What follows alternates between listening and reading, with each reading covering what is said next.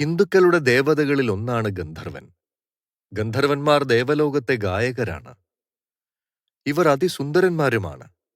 ശരീര സൗന്ദര്യത്തിലും ആകാരഭംഗിയിലും അനുഗ്രഹീതരായ ഇവർ ആകാശചാരികളായി ഭൂമിക്ക് മുകളിലൂടെ സഞ്ചരിക്കാറുള്ളതായി പുരാണങ്ങൾ പറയുന്നു. ലോകത്തിലെ ഏറ്റവും വലിയ ഇതിഹാസമായ മഹാഭാരതത്തിൽ ഗന്ധർവന്മാരെക്കുറിച്ച് നിരവധി പരാമർശങ്ങളുണ്ട്.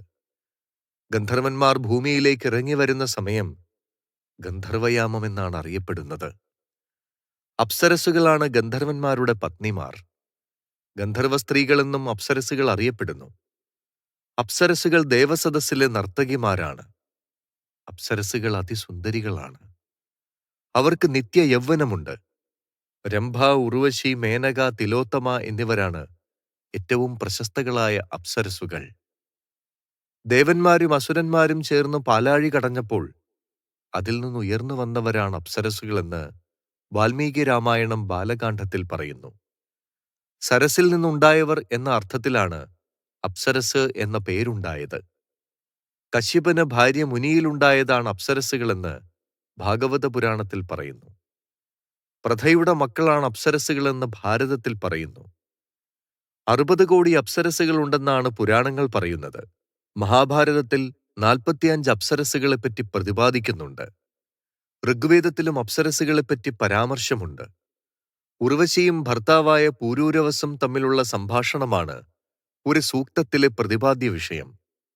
ദേവന്മാരുടെ രാജാവായ ഇന്ദ്രൻ ഇവരെ ഋഷിമാരുടെ തപസ്സു മുടക്കാൻ അയച്ച പല സന്ദർഭങ്ങളെക്കുറിച്ചും പുരാണേതിഹാസങ്ങളിൽ പറയുന്നുണ്ട്. തിരസ്കരണീ വിദ്യ വശമുള്ള ഇവർക്ക് ഇഷ്ടാനുസരണം രൂപം മാറാൻ കഴിയും. ആകാശസഞ്ചാരവും ഇവർക്ക് വശമാണ്. വീരമൃത്യു അടയുന്നവരെ വരണമാല്യവുമായി അപ്സരസുകൾ കാത്തുനിൽക്കുന്നു എന്നും പറയപ്പെടുന്നു. ഗന്ധർവന്മാർക്ക് മനുഷ്യരെ അനുഗ്രഹിക്കാനും ശപിക്കുവാനുമുള്ള ശക്തിയുണ്ടത്രേ. 64 കലകളും ഇവർക്ക് വശമാണ്. മഹാഭാരതത്തിൽ അർജുനനെ നാട്യശാസ്ത്രം പഠിപ്പിച്ചത് ഒരു ഗന്ധർവനാണ്. ആയോധന കലയിലും അതീവ നൈപുണ്യം നേടിയവരാണ് ഗന്ധർവന്മാർ. സൗരഭ്യമുള്ള വസ്ത്രങ്ങൾ അണിയുന്ന ഇവർ ദൈവേന്ദ്ര സദസ്സിൽ സോമരസം അഥവാ മദ്യം നിർമ്മിക്കുകയും ദേവന്മാർക്ക് പകർന്നുകൊടുക്കുകയും ചെയ്യുന്നവരായി പറയപ്പെടുന്നു. നിർമ്മിക്കുന്നതിനുമപ്പുറം സോമരസം ഉപയോഗിക്കാൻ അവകാശമില്ലാത്തവരുമാണ് ഗന്ധർവന്മാർ. ഗന്ധർവന്മാർ ശരിയായി സൂക്ഷിക്കാതെ വച്ച സോമരസം അസുരന്മാർ കട്ടെടുത്തതായും ദൈവേന്ദ്രൻ അസുരന്മാരിൽ നിന്നും വീണ്ടെടുത്തതായും പറയപ്പെടുന്നു. സോമരസം സൂക്ഷിക്കാത്തതിന്റെ ശിക്ഷയായി ഗന്ധർവഗണത്തെ ദേവേന്ദ്രൻ സോമരസം ഉപയോഗിക്കുന്നതിൽ നിന്നും വിലക്കി. 4433 ഗന്ധർവഗണങ്ങൾ ഉള്ളതായി പറയപ്പെടുന്നു. അതിൽ കുറച്ച് ഗന്ധർവന്മാരെ മാത്രമേ തന്ത്രശാസ്ത്രത്തിൽ മന്ത്രസഹിതം അറിയാനുള്ളൂ. നാഗഗന്ധർവൻ, മത്സ്യഗന്ധർവൻ മുതലായവരാണ് മറ്റു ചില ഗന്ധർവന്മാർ. ഗന്ധർവന്മാരുടെ രാജാവായി ശ്രീ വിശ്വാവസസ് എന്ന ഗന്ധർവൻ അറിയപ്പെടുന്നു. പാർവതീദേവിയുടെ വാഹനം ഐശ്വര്യഗന്ധർവനാണെന്ന് പറയപ്പെടുന്നു. ഐശ്വര്യഗന്ധർവൻ പാർവതീദേവിയുടെ വാഹനമാകുമ്പോൾ ഐശ്വര്യയക്ഷി ദേവിയുടെ അനുചാരിണിയായി മാറുന്നു. കേരളത്തിൽ പല തറവാടുകളിലും ഗന്ധർവന് സ്ഥാനം നൽകി ആരാധിച്ചിരുന്നു. പച്ചപ്പട്ട് ഞൊറിഞ്ഞുടുത്ത് കരിമ്പ് വില്ലേന്തി പുഷ്പബാണങ്ങൾ 5 ധരിച്ച് ആഢ്യത്വത്തിന്റെ അധികാര ചിഹ്നമായി തലക്കെട്ടുകെട്ടി താമ്പൂല ചർവിതനായി സുന്ദരമുഖത്തോടുകൂടി ഐശ്വര്യയക്ഷി സമേതനായി ഐശ്വര്യഗന്ധർവൻ ഗൃഹങ്ങളിൽ വസിക്കുന്നു എന്നാണ് സങ്കല്പം. ഗന്ധർവന് വൈഷ്ണവമായും ശൈവമായും പൂജകൾ നടന്നിരുന്നു. പഞ്ചവർണപ്പൊടികളിൽ തിരുരൂപം വരച്ച് ഗാനങ്ങൾ ആലപിച്ച് പണ്ട് ആരാധനകൾ നടന്നിരുന്നു. വിദ്യാഗുണത്തിന്, കുടുംബഭദ്രതയ്ക്ക്, സംഗീത മികവിന്, അഭിനയരംഗത്തുന്നതി ഉണ്ടാവാനും എന്നു തുടങ്ങി പല ഭൗതിക നേട്ടങ്ങൾക്കും ഗന്ധർവന്റെ ഉപാസന ഫലപ്രദമാണത്രേ. പത്നീസമേതനായി ഗന്ധർവ ഭഗവാനെ പൂജിക്കുന്നതാണ് ഉത്തമമെന്ന് പറയപ്പെടുന്നു. ചിത്രശലഭമാകാനും മഴമേഘങ്ങളാകാനും പാവയാകാനും പറവയാകാനും മാനും മനുഷ്യനുമാവാനും നിമിഷാർദ്ധം പോലും ആവശ്യമില്ലാത്ത ഗന്ധർവന്മാരെക്കുറിച്ച് നിരവധി കഥകളുണ്ട്. മനുഷ്യഭാവനയെ ഇത്രയേറെ സ്വാധീനിച്ച ഒരു സങ്കല്പം മറ്റെങ്ങും കാണാനാവില്ല. ഭൂമിക്കും സ്വർഗത്തിനുമിടയിൽ സദാ സഞ്ചരിച്ചുകൊണ്ടിരിക്കുന്ന ഈ ഗഗനസഞ്ചാരികളുടെ കഥ പറഞ്ഞാലും പറഞ്ഞാലും തീരാത്തതാണ്. കന്യകമാർക്കും ഗർഭിണികൾക്കും ഗന്ധർവബാധ ഉണ്ടാകുമെന്ന വിശ്വാസം ഇന്നും പഴമക്കാർക്കിടയിലുണ്ട്. ഗന്ധർവദേവതകൾ അഷ്ടമി തിഥിയിലാണ് പ്രവേശിക്കുക എന്നും പറഞ്ഞു കേട്ടിട്ടുണ്ട്. ഗന്ധർവന്മാർക്ക് പല പേരുകളുണ്ട്. ആകാശഗന്ധർവൻ, ഐശ്വര്യഗന്ധർവൻ, അപസ്മാരഗന്ധർവൻ, പച്ചമാനഗന്ധർവൻ, പവിഴമാനഗന്ധർവൻ, രന്തുകാമൻ, ഹന്തുകാമൻ, ഭോക്തുകാമൻ മുതലായവരാണവർ. ചില ഗന്ധർവന്മാർ പല രീതിയിൽ മനുഷ്യരെ ഉപദ്രവിക്കുന്നവരാണ്. ആകാശഗന്ധർവന്മാരിൽ രാജാവ് ചിത്രരഥനും ഐശ്വര്യഗന്ധർവന്മാരിൽ രാജാവ് ചിത്രാംഗതനുമാണെന്ന് ചില ഗ്രന്ഥങ്ങളിൽ കാണുന്നു. അരക്തമൊഴിഞ്ഞാണ് ഗന്ധർവബാധ ഒഴിവാക്കുന്നത്. അരക്തമെന്നാൽ രക്തമല്ലാത്തത് എന്നാണ് അർത്ഥം. മഞ്ഞൾപ്പൊടിയും ചുണ്ണാമ്പും ശർക്കരയും ഇളനീർ ജലത്തിൽ കലർത്തിയാണ് അരക്തമുണ്ടാക്കുന്നത്. അതിലേക്ക് പൂക്കുലയും മുല്ലപ്പൂവും ചേർക്കുന്നു. ഇങ്ങനെ ഉണ്ടാക്കുന്ന അരക്തത്തിന് ഗന്ധർവശക്തിയെ ആകർഷിക്കാനുള്ള ഒരു പ്രകൃതിദത്തമായ കഴിവുണ്ടത്രേ. അരക്തവും ഗന്ധർവന്മാരുമായി ഒരു അഭേദ്യ ബന്ധമാണ് കാണുന്നത്. സുരഭില കുസുമങ്ങളെ അലങ്കരിച്ച് കൂനയായി കൂട്ടിവെച്ച് വർണ്ണപ്പൂപ്പട ഒരുക്കി പഞ്ചവർണ്ണപ്പൊടികൾ പ്രകൃതിദത്തമായി ഉണ്ടാക്കി നിലത്ത് ഗന്ധർവൻ രൂപക്കളം നിർമ്മിച്ച് ഉടുക്കുകൊട്ടി ഗന്ധർവന്റെയും യക്ഷിയമ്മയുടെയും ചരിത്രങ്ങൾ കാമരസ ചിന്തകളോടെ പാടി സ്തുതിച്ചാണ് ഗന്ധർവനെ പ്രീതിപ്പെടുത്തുന്നത്. അതൊക്കെ ഗന്ധർവ ഉപാസനയിൽ വളരെ രഹസ്യമായ കാര്യങ്ങളത്രേ. ഗന്ധർവ ഉപാസന വളരെ ശ്രദ്ധിച്ചും രഹസ്യമായും ചെയ്യേണ്ടുന്ന ഒന്നാണെന്ന് പറയപ്പെടുന്നു. എന്തെങ്കിലും പിഴവുണ്ടായാൽ മാനസിക രോഗമാണ് ഫലമെന്നും അതുകൊണ്ട് ഗുരുഭക്തിയോടെയും ഗുരു ഉപദേശത്തോടെയും കൂടിയും വളരെ ശ്രദ്ധിച്ച് ചെയ്യേണ്ട ഒന്നാണെന്നാണ് വിശ്വാസം. ഗന്ധർവബാധ കൊണ്ടുള്ള ദോഷങ്ങൾ അകറ്റാൻ ഗന്ധർവപ്രീതി വരുത്തി ബാധ ഒഴിപ്പിക്കുകയാണ് മാർഗം. ഗന്ധർവൻ തുള്ളൽ, കെന്തറോൻ പാട്ട്, മലയൻ കെട്ട്, തെയ്യാട്ട്, കളംപാട്ട്, കോലം തുള്ളൽ തുടങ്ങിയ അനുഷ്ഠാനങ്ങളാണ് ഇതിന് വിധിച്ചിരിക്കുന്നത്. ഗന്ധർവബാധയുണ്ടായാൽ മറ്റു മന്ത്രവാദ ക്രിയകൾക്കും വിധിയുണ്ടത്രേ. പഞ്ചവർണ്ണപ്പൊടികൾ കൊണ്ടാണ് ഗന്ധർവൻ കളം ഉണ്ടാക്കുന്നത്. കേരള കലാചാതുരിയുടെ ഉത്തമ ഉദാഹരണമാണ് ഈ കളമെഴുത്ത്. ഗന്ധർവന്മാർ ഗായകരായതുകൊണ്ട് അനുഗ്രഹീത ഗായകരെയും ഗന്ധർവനെന്ന് വിശേഷിപ്പിക്കാറുണ്ട്. ഗാനഗന്ധർവനെന്നാണല്ലോ നമ്മൾ മലയാളികൾ യേശുദാസിനെ വിശേഷിപ്പിക്കുന്നത്. ഭാരതത്തിന്റെ ഇതര ഭാഗങ്ങളെ അപേക്ഷിച്ച് കേരളത്തിലെ ഗന്ധർവ ക്ഷേത്രങ്ങൾക്ക് വളരെയേറെ പ്രത്യേകതകളുണ്ട്. കോട്ടയം ജില്ലയിലെ മീനച്ചിൽ താലൂക്കിൽ മരങ്ങാട്ടുപള്ളി പഞ്ചായത്തിലുള്ള ആണ്ടൂർ എന്ന സ്ഥലത്ത് ഒരു ഗന്ധർവ ക്ഷേത്രമുണ്ട്. കേരളത്തിൽ വളരെ അപൂർവമായി മാത്രം കണ്ടുവരുന്ന ഗന്ധർവ ക്ഷേത്രങ്ങളിൽ ഒന്നാണിത്. യക്ഷി സമേതനായി ഒരേ ശ്രീകോവിലിൽ വിരാജിക്കുന്ന ഗന്ധർവസ്വാമിയുടെ ക്ഷേത്രമാണ് ശ്രീ ഐശ്വര്യ ഗന്ധർവസ്വാമി ക്ഷേത്രം. എറണാകുളം ജില്ലയിൽ മരടിനടുത്ത് ചമ്പക്കര കണ്ണാടിക്കാട് റോഡിലാണ് ചമ്പക്കര വൈഷ്ണവ ഗന്ധർവസ്വാമി ക്ഷേത്രം സ്ഥിതി ചെയ്യുന്നത്. ഗന്ധർവ പ്രതിഷ്ഠയുള്ള വളരെ അപൂർവമായ ഒരു ക്ഷേത്രമാണിത്. ചരിത്രമനുസരിച്ച് ഈ പ്രദേശത്തെ ഒരു ഈഴവ കുടുംബത്തിൻ്റെതായിരുന്നു ക്ഷേത്രം. ക്ഷേത്രത്തിൽ കഷായം പ്രസാദമായി നൽകിയിരുന്നു. ഇത് വിവിധ രോഗങ്ങളെ സുഖപ്പെടുത്തുമെന്നാണ് വിശ്വാസം. കിഴക്കോട്ട് ദർശനമായാണ് ചതുരശ്രീകോവിലോടു കൂടിയ മനോഹരമായ ശ്രീകോവിൽ. മലയാളത്തിലെ എക്കാലത്തെയും മികച്ച സംവിധായകരിൽ ഒരാളായ പി പത്മരാജൻ തിരക്കഥയെഴുതി സംവിധാനം ചെയ്ത പ്രശസ്തമായ ചലച്ചിത്രമാണ് ഞാൻ ഗന്ധർവൻ. ഭൂമിയിലെ ഒരു കന്യകയെ പ്രണയിക്കുന്ന സുന്ദരനായ ഒരു ഗന്ധർവന്റെ കഥയാണ് തനിക്ക് മാത്രം കഴിയുന്ന പ്രണയാർദ്രമായ ഭാഷയിൽ അദ്ദേഹം ആ ചിത്രത്തിൽ ആവിഷ്കരിച്ചിരിക്കുന്നത്. ചിത്രത്തിലെ ഗാനത്തിലെ വരികൾ പോലെ ദേവാങ്കണങ്ങൾ കൈയൊഴിഞ്ഞ ദേവസദസ്സിലെ ഗായകരാണത്രേ ഗന്ധർവന്മാർ. മാടൻ ഒരു ഗ്രാമീണ ദ്രാവിഡ മൂർത്തിയാണ്. ചുടലമാടനെന്നും മാടൻ അറിയപ്പെടുന്നു. ശിവന്റെയും പാർവതിയുടെയും മകനാണ് മാടനെന്നും പറയപ്പെടുന്നുണ്ട്. കേരളത്തിന്റെ തെക്കൻ ജില്ലകളിൽ പണ്ടുകാലത്ത് ആളുകൾ ആരാധിക്കുകയും ഭയക്കുകയും ചെയ്തിരുന്ന ഒരു മൂർത്തിയാണ് മാടൻ. തമിഴ്നാട്ടിലാണ് മാടനെ കൂടുതലായി ആരാധിക്കുന്നത്. തമിഴ്നാട്ടിലെ ഗ്രാമങ്ങളുടെയോ സമൂഹങ്ങളുടെയോ ചില പൂർവികരുടെ രക്ഷാധികാരിയിൽ നിന്നാണ് മാടൻ ഉത്ഭവിച്ചതെന്ന് കരുതാം. മാടനെ രക്ഷകനായി കണക്കാക്കുന്നു. ദുഷ്ടശക്തികളിൽ നിന്ന് ആളുകളെ സംരക്ഷിക്കുന്ന കാവൽ ദൈവമാണ് മാടനെന്ന് വിശ്വസിക്കുന്നു. ശ്മശാനങ്ങളിലാണ് പ്രധാനമായും ചുടലമാടൻ താമസിക്കുന്നതെന്നാണ് വിശ്വാസം.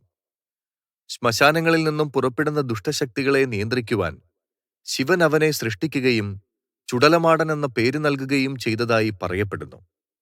മാതൃദേവതയായ പേച്ചിയമ്മൻ, ബ്രഹ്മശക്തി അമ്മൻ, ചുടലമുണ്ടൻ എന്നിവരോടൊപ്പമാണ് സാധാരണയായി മാടൻ കാണപ്പെടുന്നത്. മാടത്തിയാണ് ഭാര്യ. മാടൻ നിരവധി ക്ഷേത്രങ്ങളിലെ കൊടിമരത്തിന്റെ സംരക്ഷകനാണെന്നും വിശ്വാസമുണ്ട്. പാർവതീദേവിക്കൊരു കുഞ്ഞു വേണമെന്ന ആഗ്രഹമുണ്ടായി. ദേവി തന്റെ ആഗ്രഹം ശിവനോട് പറഞ്ഞു. തപസ്സു ചെയ്ത് കുഞ്ഞിനെ നേടാൻ ശിവൻ പാർവതിയോട് നിർദ്ദേശിച്ചു. അതനുസരിച്ച് കൈലാസത്തിലെ 1000 കൽമണ്ഡപത്തിൽ പാർവതി തപസ്സു തുടങ്ങി. നീണ്ട നാളത്തെ തപസ്സിന് ശേഷം പാർവതി ശിവനെ പ്രസാദിപ്പിച്ചു. ശിവൻ തന്റെ മുടിയുടെ ഒരു ഭാഗം പറിച്ചെടുത്ത് നിലത്തെറിഞ്ഞു. നിലത്ത് വീണപ്പോൾ തന്നെ മുടി കത്താൻ തുടങ്ങി. പാർവതിയുടെ വസ്ത്രത്തിലേക്ക് തീ പടർന്നു. ആ അഗ്നിയിൽ നിന്നാണ് ചുടലമാടൻ ജനിക്കുന്നത്. പാർവതി ആദ്യം കുഞ്ഞിന് മുലപ്പാലിന് പകരം അമൃത് നൽകി അവനെ അനശ്വരനാക്കി. കുട്ടി കട്ടിയുള്ള ആഹാരം ആഗ്രഹിച്ചു. അത് കിട്ടാതെ വന്നപ്പോൾ അവൻ ശ്മശാനത്തിൽ പോയി കത്തുന്ന ശവങ്ങൾ തിന്നാൻ തുടങ്ങി. മാംസത്തോട് അത്രയധികം ഇഷ്ടമുള്ളതിനാൽ ഭൂമിയിൽ പോയി മനുഷ്യരെ സംരക്ഷിക്കാൻ ശിവൻ അവനോട് നിർദ്ദേശിച്ചു. അതനുസരിച്ച് ഭൂമിയിൽ പോയ മാടൻ ചുടലക്കളത്തിൽ വാസം തുടങ്ങി. മാടന്റെ പ്രതിമകൾക്ക് ത്രികോണാകൃതിയിലുള്ള സ്തംഭം പോലുള്ള ഘടനകളാണ്. ഈ രൂപത്തിലുള്ള പ്രതിമകൾ കല്ലിൽ കുത്തിയെടുത്തതാണ്. തുറന്ന സ്ഥലത്തോ ലളിതമായ മേൽക്കൂരയിലോ മാടൻ സ്ഥിതി ചെയ്യുന്നതായാണ് വിശ്വാസം. ബ്രാഹ്മണരോ മറ്റുയർന്ന ജാതിക്കാരെന്ന് പറയപ്പെടുന്നവരോ മാടനെ ആരാധിക്കാറില്ല. വൈദിക മതത്തിന് മുൻപുള്ള ആചാരങ്ങളാണ് മാടനുമായി ബന്ധപ്പെട്ടിരിക്കുന്നത്. ശൈവമതവുമായും ദ്രാവിഡ നാടോടി മതത്തിന്റെ ആചാരങ്ങളുമായും മാടൻ ആദരിക്കപ്പെടുന്നു. പാകം ചെയ്ത ഭക്ഷണപാനീയങ്ങൾ വഴിപാടുകളായി നൽകിയാൽ മാടന്റെ പ്രീതി കിട്ടുമെന്ന് കരുതപ്പെടുന്നു. മുഖ്യധാര ഹിന്ദു പാരമ്പര്യത്തിനെതിരായ മത്സ്യമാംസ ഭക്ഷണങ്ങളാണ് ഭക്തർ മാടന് നേദിക്കുന്നത്. ആട്, കോഴി, പന്നി എന്നിവയെ ബലിയർപ്പിച്ചും മാടന് നേദിച്ചിരുന്നു. വെള്ളിയാഴ്ചകളാണ് മാടന്റെ പ്രധാന ആരാധനാ ദിവസമായി നിശ്ചയിച്ചിരുന്നത്.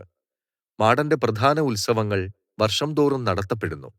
ഈ ഉത്സവങ്ങളെ കൊടൈ എന്നാണ് വിളിക്കുന്നത്. ഭക്തരുടെ ആവശ്യങ്ങൾക്കനുസരിച്ച് ഒരു ദിവസം മുതൽ പല ദിവസം വരെ കൊടൈ ആഘോഷിക്കുന്നു. ചില പ്രശസ്തമായ ക്ഷേത്രങ്ങൾ 10 ദിവസം വരെ ഇത് ആഘോഷിക്കാറുണ്ട്. ഉത്സവ സമയങ്ങളിൽ ദേവതകളെ പൂക്കൾ കൊണ്ട് അലങ്കരിക്കും.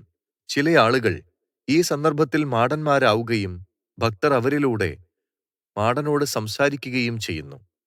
കൊല്ലത്തും തിരുവനന്തപുരത്തും ധാരാളം ക്ഷേത്രങ്ങളിൽ മാടൻ നട കാണാം. ഇവിടെ ഉപദൈവമായിട്ടാണ് മാടനെ പ്രതിഷ്ഠിച്ചിരിക്കുന്നത്. രാത്രി കൂരിരുട്ടിൽ നെരിപ്പോട് മാടൻ ഒരു വിളക്കുമായി ഇറങ്ങി നടക്കും.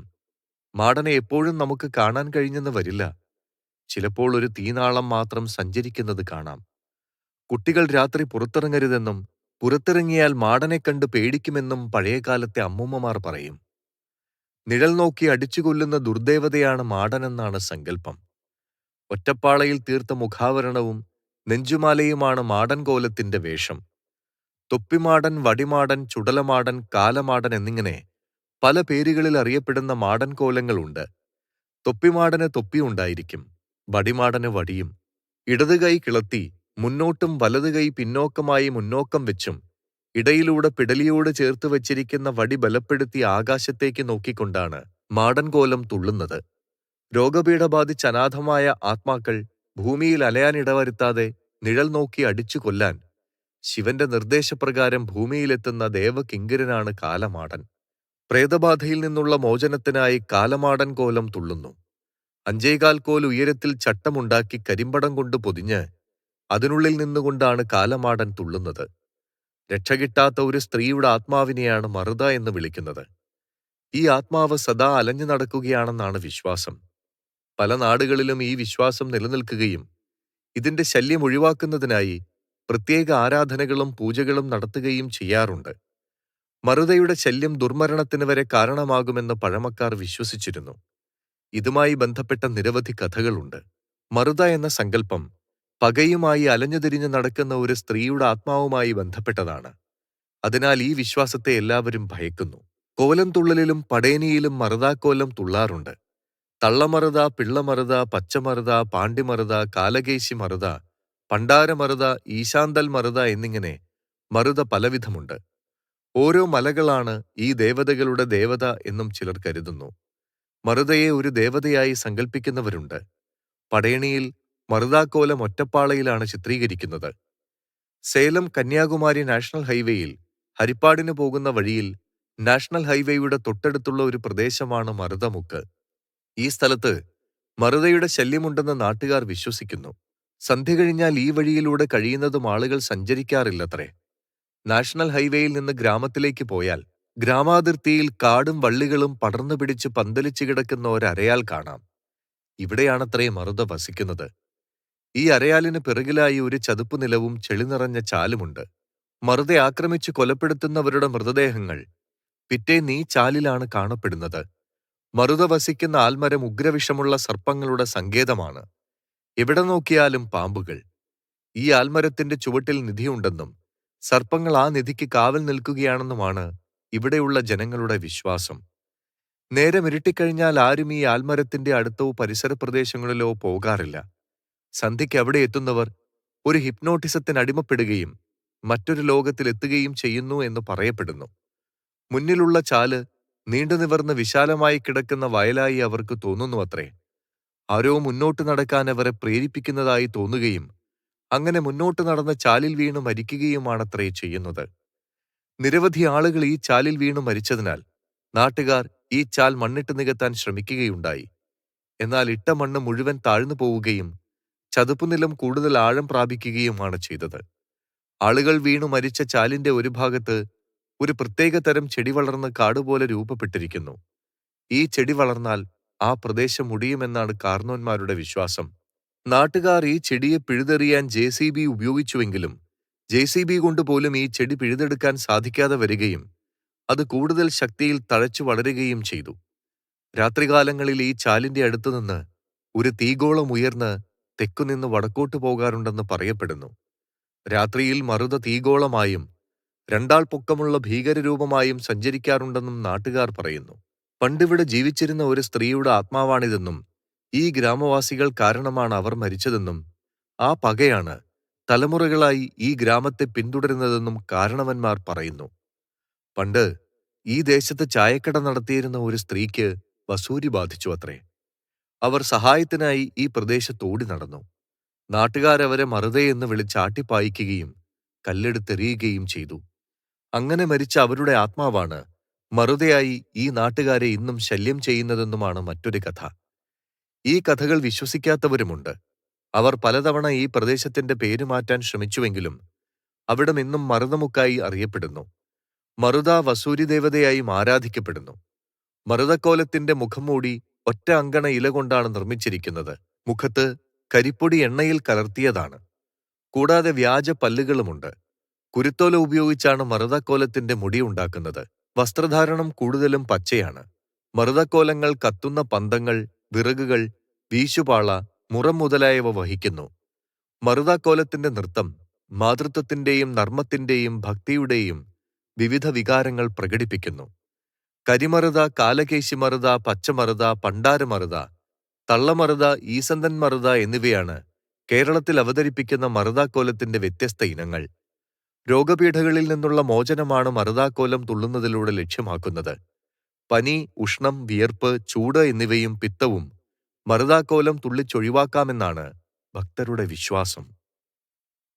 പണ്ടുകാലത്ത് നാട്ടിൻപുറങ്ങളിൽ ഇരുളിന്റെ മറവിൽ ഒടിവിദ്യ പ്രയോഗിച്ച് ആളുകളെ അപായപ്പെടുത്തുകയും ഭയപ്പെടുത്തുകയും ചെയ്തിരുന്നവരാണ് ഒടിയന്മാർ.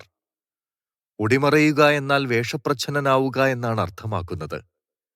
സർവ്വസാധാരണയായി പാണൻ, പറയ സമുദായങ്ങളിൽപ്പെട്ടവരാണ് ഒടിവിദ്യ ചെയ്തിരുന്നത് എന്ന് പറയപ്പെടുന്നു.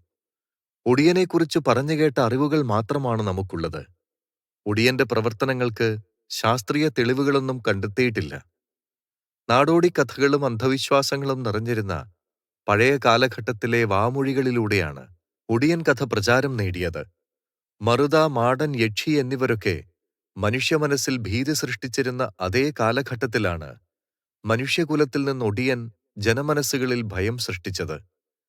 മാടൻ, മറുത, കുട്ടിച്ചാത്തൻ, പിശാച് എന്നിവയൊക്കെ പോലെ ദുർമന്ത്രവാദത്തിന്റെ ഒരു വേറിട്ട മുഖമാണ് ഒടിയനെന്ന് നിസ്സംശയം പറയാവുന്നതാണ്. പഴയകാലത്ത് കേരളത്തിലെ നാട്ടിൻപുറങ്ങളിൽ ഒടിയന്മാർ ഉണ്ടായിരുന്നുവെന്ന് വിശ്വസിക്കുന്നു. അവർക്ക് രാത്രികാലങ്ങളിൽ ഒടിവിദ്യ ഉപയോഗിച്ച് ആളുകളെ ഭയപ്പെടുത്തി കൊല്ലാൻ കഴിവുണ്ടായിരുന്നുവത്രേ. രാത്രി ഇടവഴികളിൽ പതിയിരിക്കുന്ന പാതി മനുഷ്യനും പാതി മൃഗവുമായാണ് ഒടിയൻ പ്രത്യക്ഷപ്പെടുന്നത്. ഒടിയൻ ചില പ്രത്യേക പച്ചമരുന്നുകൾ ശരീരത്തിന്റെ പ്രത്യേക ഭാഗങ്ങളിൽ പുരട്ടി മന്ത്രമുച്ചരിക്കുന്നതനുസരിച്ച് അയാൾക്ക് കാള, പോത്ത്, നരി അല്ലെങ്കിൽ അവർ ആഗ്രഹിക്കുന്ന രൂപം ഏതാണോ അതിലേക്ക് മാറാനാകുമായിരുന്നുവത്രേ. വിവസ്ത്രനായി ശുദ്ധിയോടെ ചെയ്താൽ മാത്രമേ ഈ പ്രവൃത്തിക്ക് പൂർണ്ണമായ ഫലപ്രാപ്തി കൈവരൂ എന്നാണ് വിശ്വാസം. നിലാവുള്ള രാത്രികളിൽ ഇവർ രൂപം മാറി പോത്തായോ കല്ലായോ നരിയായോ കാളയായോ ഒക്കെ നടക്കും. ആ സമയത്ത് അവരെ കണ്ടുമുട്ടുന്നവർ ഭയപ്പെട്ട് രോഗാതുരരായി മാറും.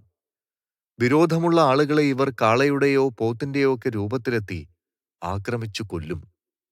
ഒടിവിദ്യ എന്ന മിത്ത് 20-ാം നൂറ്റാണ്ടിന്റെ പകുതി വരെ നിലനിന്നിരുന്നു. ഇത് പ്രയോഗിക്കുന്ന ആൾ ശത്രുവിനെ അവരറിയാതെ തന്നെ വകവരുത്തുകയാണ് ചെയ്തിരുന്നത്. ഒടിയന്മാർ പ്രയോഗിക്കുന്ന അതിശക്തമായ മാന്ത്രിക വിദ്യ ശരിയായി ഫലിക്കണമെങ്കിൽ എതിരാളി ജനിച്ച വർഷം, ദിനം, ജന്മനക്ഷത്രം തുടങ്ങിയ കാര്യങ്ങൾ ഒടിവിദ്യ ചെയ്യുന്നവർ മനസ്സിലാക്കിയിരിക്കണമെന്നാണ് പറയപ്പെടുന്നത്. ഇക്കാര്യങ്ങൾ മനസ്സിലാക്കി ഒടിവിദ്യയിലെ പ്രധാന മന്ത്രങ്ങൾ ചൊല്ലിക്കൊണ്ട് ഒരു ചുള്ളിക്കമ്പ് ഒടിച്ചാൽ എതിരാളിയുടെ നട്ടെല്ല് തകർന്ന് അയാൾ മരിക്കുമെന്നാണ് പറയപ്പെട്ടിരുന്നത്. ഒടിയന്മാർക്ക് ആക്രമിക്കാനോ കൊല്ലാനോ സാധിക്കാത്ത ശത്രുക്കളെ കൈകാര്യം ചെയ്യുവാൻ നിയോഗിക്കപ്പെട്ടിരുന്ന അതിവിദഗ്ധനായ ഒടിയനെ വെള്ളൊടികളെന്നാണ് വിളിച്ചിരുന്നത്. ഇവർ നടത്തുന്ന ഒടിവിദ്യയിൽ നിന്ന് ഇരകൾക്ക് കളരി ചികിത്സകളിലൂടെയോ മറു ഒടിയിലൂടെയോ രക്ഷപ്പെടാനുള്ള അനധിവിദൂരമായ സാധ്യത പോലും ഉണ്ടായിരുന്നില്ല. ഒടിയന്മാർ ശത്രുവിനെ സുഗന്ധം ചേർത്ത മയക്കുമരുന്ന് മണപ്പിച്ച് മയക്കിയ ശേഷം കഴുത്തൊടിച്ച് കൊലപ്പെടുത്തിയിരുന്ന ഒരു രീതിയും ഉണ്ടായിരുന്നു.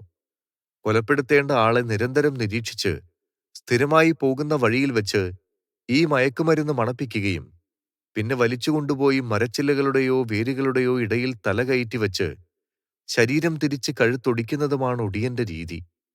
മരണപ്പെടുന്നവരുടെ കഴുത്ത് ഒടിഞ്ഞിരുന്നതിനാലാണ് ഒടിയനെന്ന പേര് വന്നത് എന്നും അനുമാനിക്കപ്പെടുന്നു. ഒടിയന്മാരുടെ ശല്യം ഏറ്റവും കൂടുതലായി അനുഭവപ്പെട്ടിരുന്നത് പാലക്കാട്, തൃശൂർ, മലപ്പുറം ജില്ലകളിലായിരുന്നു. മലപ്പുറം ജില്ലയിലെ പുലാമന്തോൾ, വിളയൂർ ഭാഗങ്ങൾ ഇവയിൽ എടുത്തു പറയേണ്ടതാണ്. ഒടിയന്റെ ശല്യത്താൽ പൊറുതിമുട്ടിയ സ്ഥലമായിരുന്നു പേരടിയൂർ എന്ന ഗ്രാമം. വള്ളുവനാട്ടിൽ അക്കാലത്ത് കളരിയഭ്യാസികളായ ആളുകൾക്കിടയിലെ അതിശക്തിശാലികളും കൺകെട്ട് വിദ്യക്കാരുമായ ചിലർ ഒടിവിദ്യയുമായി ആളുകളെ കൊല ചെയ്യാൻ നടക്കുമായിരുന്നു. വടക്കൻ കേരളത്തിൽ മാത്രമല്ല, ആന്ധ്രയിലും ഒരു കാലത്ത് ഒടിവിദ്യ പ്രചാരത്തിലുണ്ടായിരുന്നുവെന്ന് പറയപ്പെടുന്നു. ഒടിയന്റെ രൂപമാറ്റത്തെക്കുറിച്ചും പലവിധ അഭിപ്രായങ്ങൾ നിലനിൽക്കുന്നുണ്ട്. ഒടിയന്മാർക്ക് രൂപഭേദം സംഭവിക്കുന്നതല്ല, വെറുമൊരു മാസ്മരിക വിദ്യയിലൂടെ കാഴ്ചക്കാർക്ക് മുന്നിൽ ഭീകരമായ ഒരു ജീവിയുടെ പ്രതീതി സൃഷ്ടിക്കപ്പെടുന്നതാണെന്നും വിശ്വസിക്കപ്പെടുന്നു. വളരെ കാലങ്ങൾക്ക് മുൻപ് ജന്മിമാർ കീഴാളരെ വളരെയേറെ പീഡിപ്പിച്ചിരുന്നു. കീഴാള സ്ത്രീകൾ ജന്മിമാരുടെ ഇംഗിതത്തിന് വഴങ്ങണമായിരുന്നു. കീഴാളർ എന്ന അടിമകളെപ്പോലെയായിരുന്നു. ജന്മിക്ക് ഇഷ്ടപ്പെടാത്തവരെയും ജന്മി പറയുന്നതനുസരിക്കാത്തവരെയും ശാരീരികമായി ഉപദ്രവിക്കുകയും കൊല്ലുകയും ചെയ്തിരുന്നു.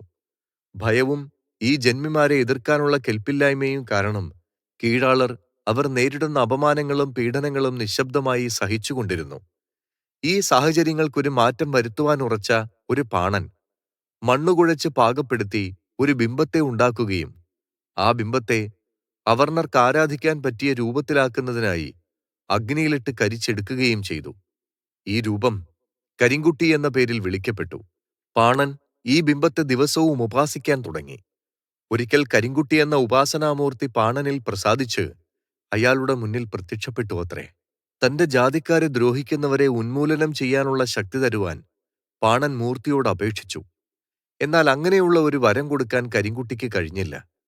തങ്ങളെ ദ്രോഹിക്കുന്നവരെ ഇഷ്ടരൂപത്തിൽ ചെന്ന് മായാജാലം കാണിച്ച് പേടിപ്പിക്കുകയും വേണമെങ്കിൽ ജീവഹാനി വരുത്തുകയും ചെയ്യുന്നതിനുള്ള വരം കരിങ്കുട്ടി നൽകി. എന്നാൽ അതിന് ശക്തി ലഭിക്കുന്ന ഒരു മരുന്ന് തയ്യാറാക്കേണ്ടതുണ്ടായിരുന്നു. അതിനായുള്ള വിദ്യകളും മറ്റും കരിങ്കുട്ടി പാണന് പറഞ്ഞുകൊടുത്തു.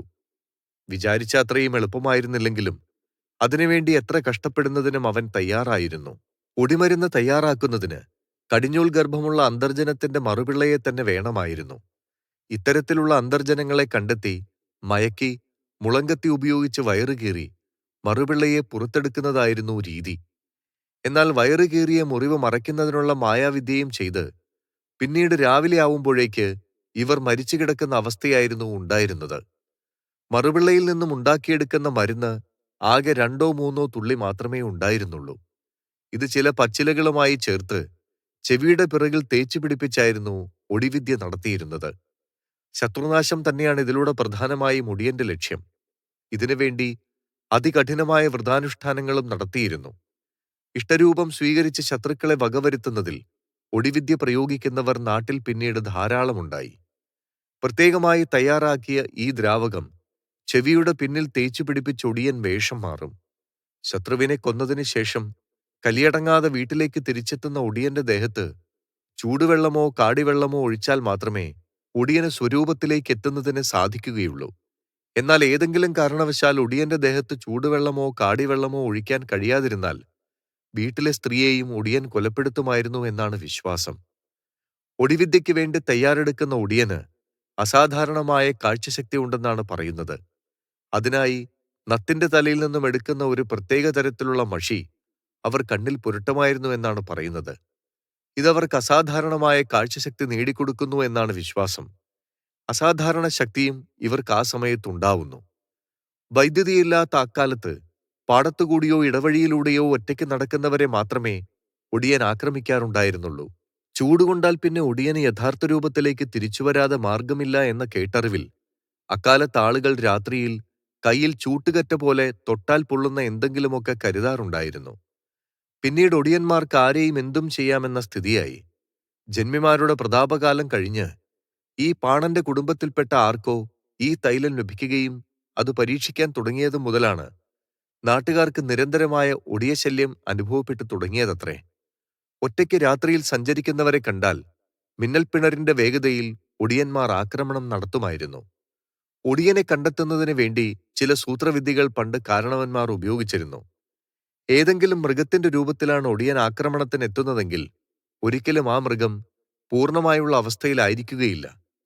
ചിലപ്പോൾ ഒരു കൊമ്പിന്റെയോ വാലിന്റെയോ ചെവിയുടെയോ ഒക്കെ കുറവുണ്ടാവും. ഇതിലൂടെ ഒടിയനെ കണ്ടെത്തി അതിനെ തിരിച്ചാക്രമിക്കുന്നവരും കുറവല്ലായിരുന്നു. ഒടിയനെ പ്രതിരോധിക്കുന്നതിനും പണ്ടുള്ള കാരണവന്മാർ ചില വിദ്യകൾ കണ്ടെത്തിയിരുന്നു. ഒടിയന്റെ മുന്നിൽ അകപ്പെട്ടാൽ തിരിഞ്ഞോടുകയോ ഭയപ്പെടുകയോ ചെയ്യാതെ വസ്ത്രങ്ങളെല്ലാം അഴിച്ച് നഗ്നരാവുന്നു. പിന്നീട് ഒടിയന് ചുറ്റും വലം വെച്ച് ഒരു കളം വരച്ചൊടിയന്റെ മുഖത്തടിക്കുന്നു. ഇതിലൂടെ ചെവിയിൽ പുരട്ടിയിരുന്ന മരുന്നിന്റെ ശക്തി ഇല്ലാതാവുകയും ഒടിയൻ മൃഗരൂപം വെടിയുകയും ചെയ്യുന്നു. വൈദ്യുതി എത്തിയതോടെ ഒടിവിദ്യകളും ഒടിയന്മാരും നാട്ടിൻപുറങ്ങളിൽ നിന്ന് അപ്രത്യക്ഷരായി. രാത്രികാലങ്ങളിൽ ഇരുളിന്റെ മറ പറ്റിയാണ് ഒടിയന്മാർ ഒടിവിദ്യയ്ക്ക് ഇറങ്ങിയിരുന്നത്. എന്നാൽ പിന്നീട് വെളിച്ചത്തിന്റെ വരവോടെ ഇവർ പോയി ഒളിച്ചു. എങ്കിലും പല മേലാളന്മാരും കാര്യസാധ്യത്തിനും ശത്രുനാശത്തിനുമായി ഒടിയന്മാരെ ഉപയോഗിച്ചിരുന്നു. ഇരുട്ടിന്റെ മറവിൽ പാതി മനുഷ്യനും പാതി മൃഗവുമായി ഒടിവിദ്യകൾ ചെയ്ത് ശത്രുനാശത്തിനായി കാത്തിരുന്ന ഒടിയന്റെ കഥ ഓരോ ഇടവഴികൾക്കും ഇന്നും പറയാനുണ്ടാവും. ഒടിയന്മാരുടെ കഥകളുമായി ചേർത്ത് വായിക്കപ്പെടേണ്ട ആളുകളാണ് ചെമ്പ്രയെഴുത്തച്ഛന്മാർ. ഒടിയന്മാരുടെ ഒടിവിദ്യ പരിഹരിക്കുവാനും അവരുടെ ഒടിയ പ്രവൃത്തികൾ നിയന്ത്രിക്കുവാനും നിയോഗിക്കപ്പെട്ടവരായിരുന്നു ചെമ്പ്രയെഴുത്തച്ഛന്മാർ. ഐതിഹ്യവും ചരിത്രവും ഇഴപിരിഞ്ഞു കിടക്കുന്ന ഒരു നിഗൂഢ സങ്കല്പത്തെ ആധാരമാക്കി പി. കണ്ണൻകുട്ടി രചിച്ചിരിക്കുന്ന നോവലാണ് ഒടിയൻ. പാലക്കാടൻ ഗ്രാമമായ പരുത്തിപ്പുള്ളിയിലെ പറയത്തറയും അവിടുത്തെ പറയരുടെ ആഭിചാര ജടിലമായ ജീവിതവുമാണ് ഈ നോവലിന് വിഷയമായിരിക്കുന്നത്. ഭാരതീയ ഇതിഹാസങ്ങളിൽ കാണപ്പെടുന്ന ഒരു ദേവതയാണ് ബ്രഹ്മരക്ഷസ്. ദുർമരണപ്പെട്ട ബ്രാഹ്മണനായ വ്യക്തിയുടെ പ്രേതമാണ് ബ്രഹ്മരക്ഷസായി മാറുന്നത് എന്നാണ് ഐതിഹ്യം. രക്ഷസ് എന്നാൽ രക്തം കുടിക്കുന്ന പിശാചെന്നാണ് അർത്ഥം. വിക്രമാദിത്യ കഥകൾ ഉൾപ്പെടെയുള്ള ഇതിഹാസ കാവ്യങ്ങളിൽ ബ്രഹ്മരക്ഷസുകളെക്കുറിച്ച് പരാമർശിക്കുന്നുണ്ട്. ദുർമൂർത്തികളായും സദ്ദേവതകളായും ഇവർ ആരാധിക്കപ്പെടുന്നു. പുരാതന ഹിന്ദു ഗ്രന്ഥങ്ങൾ അനുസരിച്ച് അവർ ശക്തരായ പൈശാചിക ആത്മാവാണ്. പുരാണങ്ങളിൽ പറഞ്ഞിരിക്കുന്ന ഉപദേവതാ ഗണമാണ് രക്ഷസ്. ഇവരെ രാക്ഷസന്മാരുടെ ഗണത്തിലാണ് പുരാണങ്ങളിൽ വർണ്ണിച്ചിട്ടുള്ളത്. കശ്യപ പ്രജാപതിക്ക് ദക്ഷപുത്രിയായ മുനിയിൽ ജനിച്ചവരാണ് രക്ഷസുകളെന്നാണ് മഹാഭാരതത്തിൽ പറഞ്ഞിരിക്കുന്നത്. അഗ്നിപുരാണം 19-ാം അധ്യായത്തിലും കശ്യപ പ്രജാപതിക്ക് മുനിയെന്ന ഭാര്യയിൽ യക്ഷന്മാരും രക്ഷസുകളും ജനിച്ചതായാണ് പറയുന്നത്. ശബ്ദധാരാവലിയിൽ അസ് എന്ന വാക്കിന് അറിയുക, ജീവിക്കുക, ഭവിക്കുക എന്നൊക്കെയാണ് അർത്ഥങ്ങൾ. അതായത് രക്ഷസ് എന്നാൽ രക്ഷ കൊടുക്കുന്ന മൂർത്തി എന്നർത്ഥം. കേരളത്തിൽ രക്ഷസ് എന്ന സങ്കല്പം അപമൃത്യു സംഭവിച്ചിട്ടുള്ള ബ്രാഹ്മണരുടെ ആത്മാക്കളെന്നതാണ് പരക്കെയുള്ള വിശ്വാസം. ബ്രാഹ്മണർ അപമൃത്യുപ്പെട്ടാൽ ബ്രഹ്മരക്ഷസുകളാകുമെന്നാണ് വിശ്വാസം. തന്ത്രമന്ത്ര വിദ്യാപാണ്ഡിത്യമുള്ള കാർമ്മികരായ ശേഷം ബ്രാഹ്മണ കുടുംബങ്ങളാണ് രക്ഷസിനെ സംബന്ധിച്ചുള്ള അനുഷ്ഠാന പൂജാകർമ്മങ്ങൾ പരമ്പരാഗതമായി കേരളത്തിൽ ചെയ്തു വരുന്നത്. രക്ഷസിന്റെ പ്രതിഷ്ഠ ശിവലിംഗ രൂപത്തിലും വാൽക്കണ്ണാടി ആകൃതിയിലുമാണ്. കരിങ്കൽ ശിലയിലും പ്രതിഷ്ഠകൾ നടത്താറുണ്ട്. കുടുംബത്തിന്റെ ഉന്നതിയിൽ താൽപ്പര്യമുള്ള ശക്തിയെന്ന രീതിയിൽ രക്ഷസിനെ ഭക്തിപൂർവ്വം ബഹുമാനിക്കുകയും ആദരിക്കുകയും ചെയ്യുന്നു. രക്ഷസിന് പ്രധാനപ്പെട്ട ദിവസങ്ങൾ വ്യാഴാഴ്ച, വെളുത്തവാവ്, കറുത്തവാവ് എന്നീ ദിവസങ്ങളാണ്. പാൽപ്പായസ നിവേദ്യമല്ലാതെ മറ്റ് പൂജകളോ വഴിപാടുകളോ രക്ഷസിന് ചെയ്യാറില്ല. അസ്വാഭാവികമായി മരണപ്പെട്ട ബ്രാഹ്മണന്റെ ആത്മാവായ ബ്രഹ്മരക്ഷസ് രക്ഷ നേടാതിരിക്കാനും പൈശാചിക പ്രവൃത്തികൾ ചെയ്യാതിരിക്കാനും ക്ഷേത്രങ്ങളിൽ കുടിയിരുത്താറുണ്ട്. ബ്രഹ്മരക്ഷസുകൾക്കായി പ്രത്യേക ആരാധനാ സ്ഥലമുണ്ട്. ബ്രഹ്മരക്ഷസുകൾക്ക് പിശാചിന്റേതായ ശല്യം ചെയ്യലും പേടിപ്പിക്കലുമുണ്ട്. ബ്രഹ്മരക്ഷസിന് വലിയ ശക്തിയുണ്ടത്രേ. അവരെ പ്രീതിപ്പെടുത്തുന്നവർക്ക് സമ്പത്തും അഭിവൃദ്ധിയും നൽകും. അവരെ വെറുക്കുന്നവരെ ഉപദ്രവിക്കുകയും മരണപ്പെടുത്തുകയും ചെയ്യും. അവർക്ക് അവരുടെ പഴയ ജീവിതത്തെപ്പറ്റി പൂർണ്ണമായും അറിവുള്ളതുകൊണ്ട് പഴയ ജന്മത്തിലെ ശത്രുക്കളോട് പ്രതികാരം ചെയ്യുകയും ചെയ്യുമത്രേ. പല സ്ഥലത്തും ഒരു ബ്രഹ്മരക്ഷസ് ഉണ്ടാകും. ക്ഷേത്രത്തിന്റെ പുനർനിർമ്മാണവും മറ്റു പ്രവർത്തനങ്ങളും അവർ തടസ്സപ്പെടുത്താമെന്നാണ് വിശ്വാസം. അതിനാൽ ചില സ്ഥലങ്ങളിൽ ക്ഷേത്ര പുനർനിർമ്മാണം തുടങ്ങുന്നതിന് മുൻപ് ഒരു പ്രത്യേക ക്ഷേത്രം അവർക്കായി നിർമ്മിച്ച് ദിവസവും വിളക്ക് തെളിച്ച് ആരാധിക്കും. ക്ഷേത്ര നിർമ്മാണത്തെ അവർ തടസ്സപ്പെടുത്താതിരിക്കാനാണ് ഇത് ചെയ്യുന്നത്. കോട്ടയത്തെ തിരുനക്കര ശിവക്ഷേത്രത്തിൽ ബ്രഹ്മരക്ഷസിനായി പ്രത്യേക ക്ഷേത്രമുണ്ട്. ഇതിന്റെ ചരിത്രം വളരെ രസകരമാണ്. അവിടുത്തെ രാജാവിന് മൂസ് എന്നൊരു സുഹൃത്തുണ്ടായിരുന്നു. മൂസ് വളരെ സുന്ദരനായിരുന്നു. മൂസിൽ രാജ്ഞി ആകർഷകയായി. അദ്ദേഹവുമായി രാജ്ഞി പ്രണയത്തിലായി. ഇതിൽ കുപിതനായ രാജാവ് മൂസിനെ വധിക്കാൻ ഉത്തരവിട്ടു. എന്നാൽ ഭടന്മാർ വേറൊരു പുരോഹിതനെ അബദ്ധത്തിൽ വധിച്ചു. മരിച്ച പുരോഹിതന്റെ ഭാര്യ ബ്രഹ്മരക്ഷസായി എല്ലാവരെയും ഉപദ്രവിക്കാൻ തുടങ്ങി. അവളെ പ്രീണിപ്പിക്കാനായി രാജാവ് മറ്റൊരു ക്ഷേത്രം നിർമ്മിച്ചു. സനാതനധർമ്മത്തിലെ ഏറ്റവും ശക്തമായ ദുഷ്ട അമാനുഷിക ഘടകങ്ങളിലൊന്നാണ് ബ്രഹ്മരക്ഷസ്. പല സ്ഥലങ്ങളിലും രക്ഷസുകളെ പവിത്രമായി കണക്കാക്കുകയും ആരാധിക്കുകയും ചെയ്യുന്നു. കാരണം വഴിപാടുകളിലൂടെയും ആരാധനകളിലൂടെയും പ്രീതിപ്പെടുത്താൻ കഴിഞ്ഞാൽ അവരുടെ ഏതാഗ്രഹവും നിറവേറ്റാനും അനുഗ്രഹിക്കാനും ബ്രഹ്മരക്ഷസിന് കഴിയുമെന്നാണ് വിശ്വാസം. വളരെ വിദ്യാസമ്പന്നരായ ചില ബ്രാഹ്മണർ അഹങ്കാരികളായി തീരുകയും നിരവധി ക്രൂരതകൾ ചെയ്യുകയും ചെയ്യുന്ന ധാരാളം സംഭവങ്ങൾ ഹിന്ദു പുരാണങ്ങളിലുണ്ട്. ദൈവഹിതത്താൽ അവ യഥാസമയം നശിപ്പിക്കപ്പെടുന്നു.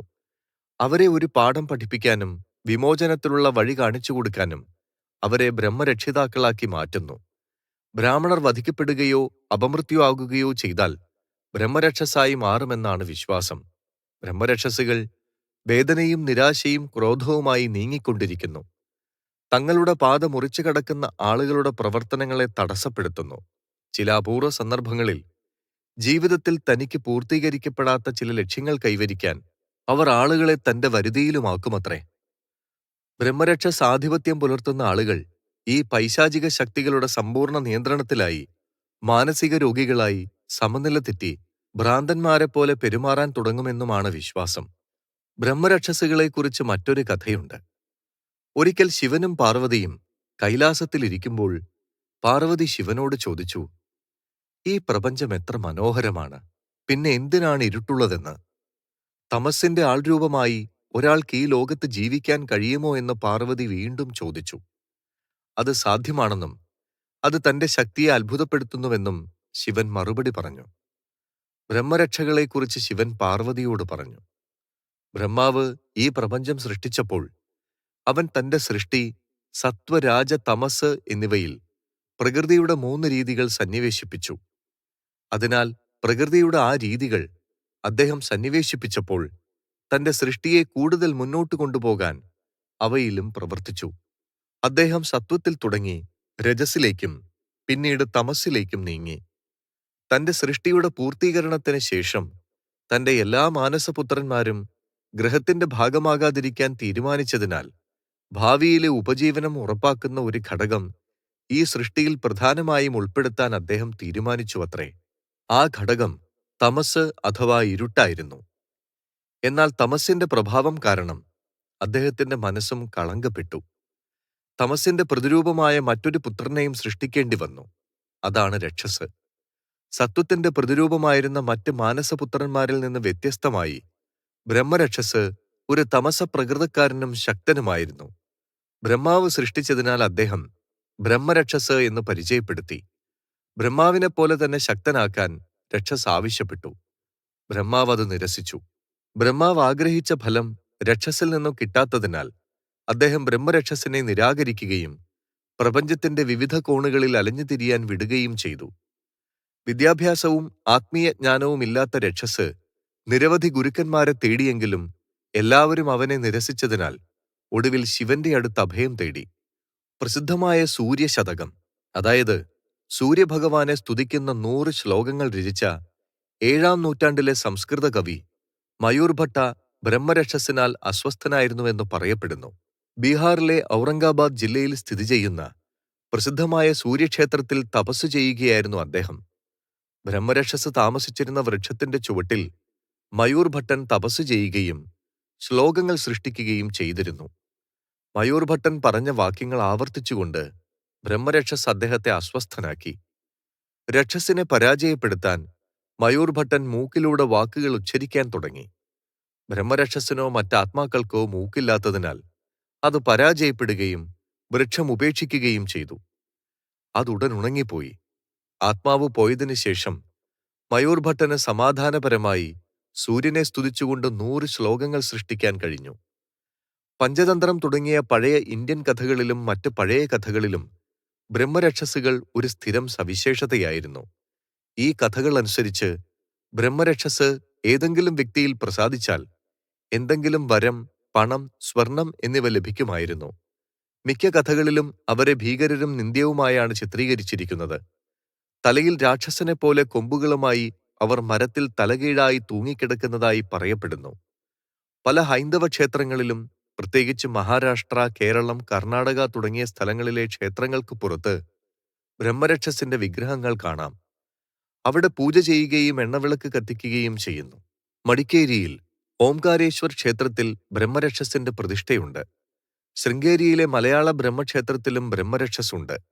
മാവേലിക്കരയ്ക്കടുത്തുള്ള പ്രസിദ്ധമായ കണ്ടിയൂർ ശിവക്ഷേത്രത്തിൽ ബ്രഹ്മരക്ഷസിനു വേണ്ടി പ്രത്യേക ക്ഷേത്രമുണ്ട്. കേരളത്തിലെ ഞാറക്കലിൽ 800 വർഷം പഴക്കമുള്ള ഒരു ഭഗവതി ക്ഷേത്രമുണ്ട്. അവിടെ ശിവൻ, നാഗരാജാവ് എന്നിവർക്കൊപ്പം ബ്രഹ്മരക്ഷസുമുണ്ട്. പാലക്കാട് ജില്ലയിൽ ഷൊർണൂരിനടുത്തുള്ള മുണ്ടക്കോട്ട് കുരിശിയിലെ അകത്തേക്കുന്നത്ത് മനയിൽ ആളുകൾ ബ്രഹ്മരക്ഷസിനെ ആരാധിക്കുകയും വഴിപാടുകളും മറ്റ് ചടങ്ങുകളും നടത്തുകയും ചെയ്യുന്നു. കൂടോത്രം എന്ന വാക്ക് കേൾക്കാത്ത ഒരാൾ പോലും നമുക്കിടയിൽ ഉണ്ടാവില്ല. എല്ലാ രാജ്യങ്ങളിലും ഇതുണ്ട്. ഒരാളുടെ ജീവിതം നശിപ്പിക്കൽ, സാമ്പത്തികമായി തകർക്കൽ, വീട്ടിൽ കലഹം, അങ്ങനെ തുടങ്ങി കൂടോത്രം കൊണ്ട് ചെയ്യാവുന്ന നിരവധി കാര്യങ്ങളുണ്ടെന്ന് നമ്മൾ കേട്ടിട്ടുണ്ട്. അഥർവവേദ വിഭാഗത്തിലെ ഷഡ്കർമ്മങ്ങൾ എന്നുള്ള വിഭാഗത്തിലും കൗശികസൂത്ര എന്ന കൗലഭാഷയിലുള്ള ഗ്രന്ഥത്തിലുമാണ് ഇത്തരം കാര്യങ്ങളെപ്പറ്റി വിശദീകരണങ്ങളുള്ളത്. രഹസ്യമായി കൈമാറി ഈ വിദ്യകൾ പഠിച്ചു ചെയ്യുന്ന പല മന്ത്രവാദികളും അവരുടെ മഠങ്ങളും ഇന്നും പലയിടത്തും നിലവിലുണ്ട്. ഒരു മനുഷ്യന്റെ ജീവിതം തന്നെ അവതാളത്തിലാക്കാൻ സാധിക്കുന്ന മാന്ത്രിക വിദ്യയാണ് മാട്ട്. ഇതുമൂലം മനുഷ്യന് പിശാചിനെ സേവിച്ച് തന്റെ ശത്രുക്കളെ വകവരുത്താൻ സാധിക്കുന്നു. മാരണം ഒരു മാന്ത്രിക കർമ്മമാണ്. മനുഷ്യരെയോ ദേവതകളെയോ ജീവികളെയോ മന്ത്രമുപയോഗിച്ച് വധിക്കാൻ ഈ കർമ്മം കൊണ്ട് സാധിക്കുമെന്നാണ് വിശ്വാസം. കാളീപൂജയിലൂടെയാണ് മാരണകർമ്മം നടത്തുന്നത്. മങ്ങിയ നിറമുള്ള പൂക്കളാണ് പൂജയ്ക്ക് ഉപയോഗിക്കുന്നത്.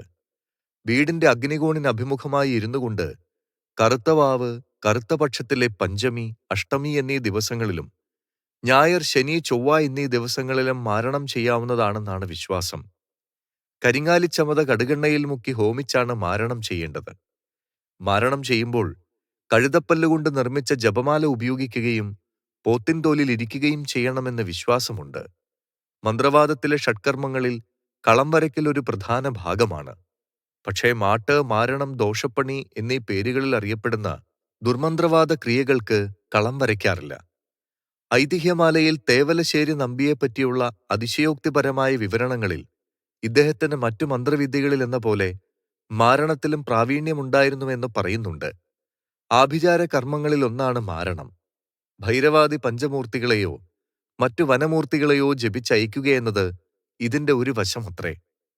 ശത്രുസംഹാര ഹോമം, വനദേവതകൾക്കും മറ്റുമുള്ള പുറബലി, തട്ടും കുരുതിയും കോഴിബലി എന്നിവ മാരണക്രിയയ്ക്ക് വേണം. മരണം വരെ സംഭവിക്കാവുന്ന ക്ഷുദ്രകർമ്മ വിധികൾ മാരണത്തിലുണ്ടെന്ന് കാണാം. ശത്രുനാശത്തിനുള്ള മറ്റൊരു ആഭിചാര കർമ്മമാണ് ഒടി. ഒടിവെച്ചത് നടന്ന് കടന്നാലാണ് അതിന്റെ ദോഷം ബാധിക്കുക. ഒടികടന്നാൽ വിഷാംശം കൊണ്ട് കാലുകൾ വിങ്ങുകയും പൊട്ടുകയും ചെയ്യുമത്രേ.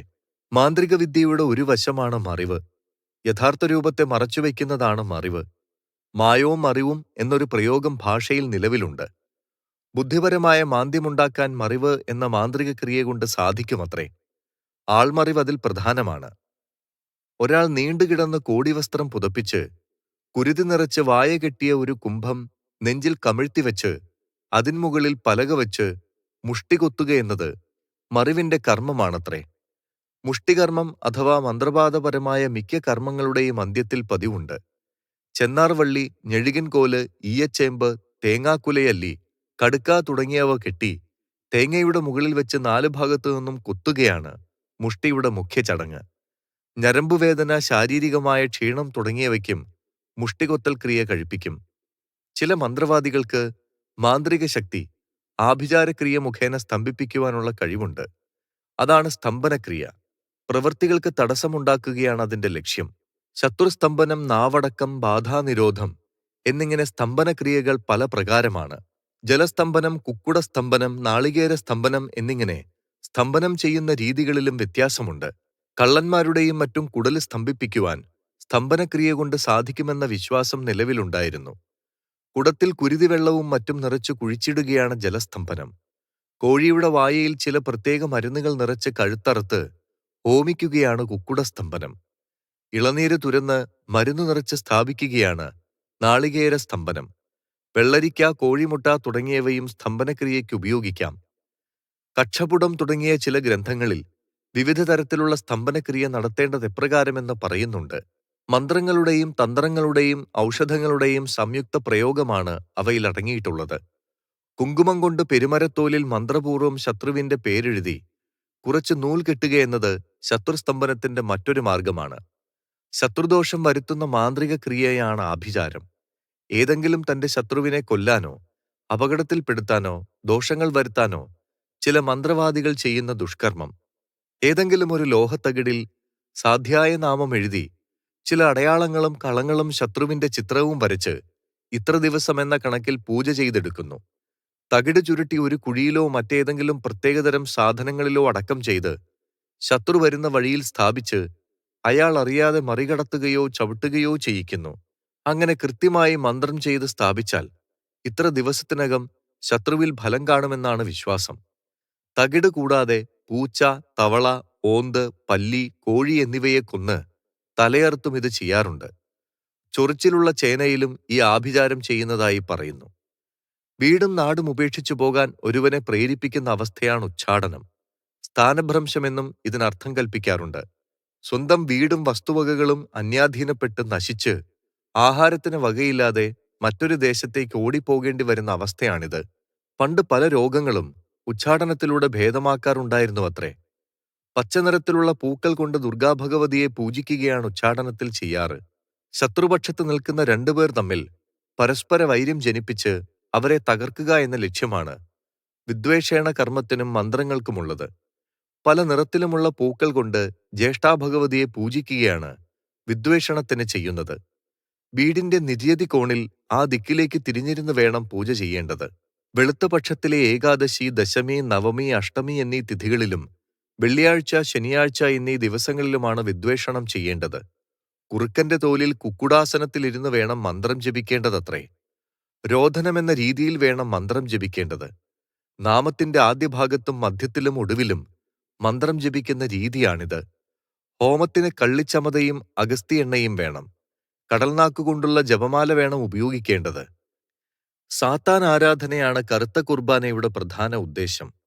ലൈംഗിക വേഴ്ച, ആർത്തവരക്തം, മദ്യമടക്കമുള്ള മുറകളിലൂടെ നഗ്നരായി വിശുദ്ധ കുർബാനയെ അപമാനിക്കുന്ന രീതിയിലാണ് കറുത്ത കുർബാന നടത്തപ്പെടുക. അടുത്ത കാലത്തായി കേരളത്തിലും അത്തരം ആരാധന നടക്കുന്ന സ്ഥലങ്ങളെക്കുറിച്ചുള്ള വിവരങ്ങൾ പുറത്തു വന്നിട്ടുണ്ട്. നഗ്നമായ ശരീരത്തിൽ കറുത്തതോ കട്ടപിടിച്ച രക്തത്തിന്റെ നിറത്തിലോ ഉള്ള കൈയില്ലാത്ത പുരോഹിത വസ്ത്രം ധരിച്ച ആളായിരിക്കും കറുത്ത കുർബാന അർപ്പിക്കുക. ബലിപീഠത്തിൽ പൂർണ്ണനഗ്നയായ സ്ത്രീയോ പന്നിയോ ആടോ കരടിയോ ഉണ്ടായിരിക്കും.